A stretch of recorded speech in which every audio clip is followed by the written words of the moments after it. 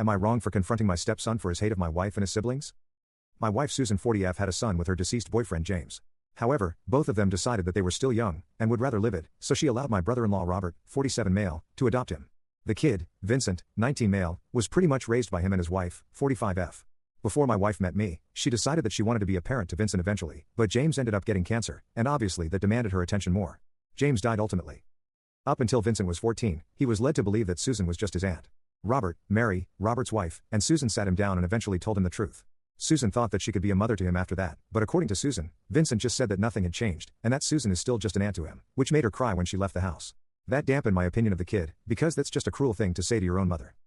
Recently, Susan learned from that Robert that he was planning on taking his younger brother and sister, in actuality, his cousins, out for the weekend. Susan asked him if he could bring our kids, 13F and 11 male, with him. He had said no, because this was a day he wanted to spend with his siblings alone. That made Susan upset and said that our kids were his siblings. He responded with no, they aren't, and hung up on the phone. That got me pissed, because he has met my kids and I thought they got along pretty well, so I called Robert and told him that we needed to talk to Vincent. We met with him later that day, and I confronted him. I asked him what his problem was, and why he hates his siblings and his mom. He said that he doesn't. I told him he clearly does, considering he said they aren't his siblings. He said they are good children, they are.